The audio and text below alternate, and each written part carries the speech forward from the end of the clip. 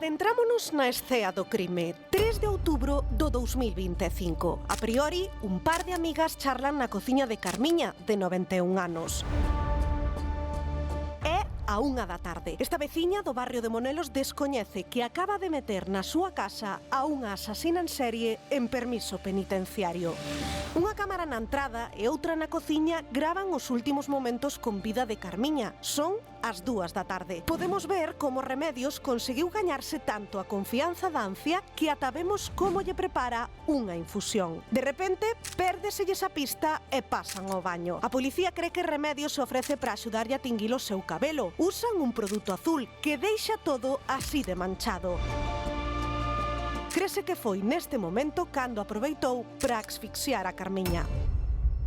A cámara volve captar de novo a Remedios ás 3:15 da tarde. Aparece na cociña portando unha toalla manchada de azul, o mesmo produto que estaba por todo o cuarto de baño onde se atopou o corpo sen vida de Carmiña. O seu obxectivo, o mesmo que nos seus anteriores crimes: matar, roubar e fundirse os cartos no bingo. No caso de Carmiña, levou un sobre con cartos en metálico e as xoias que atopou pola casa. O 8 de outubro, tan só 5 días despois do crime, os axentes acoden a Teixeiro, onde cumpre a súa pena Remedios. Na súa cela atopan os obxetos roubados e a súa pele está chea de negróns, previsiblemente motivados polo forcexo con Carmiña.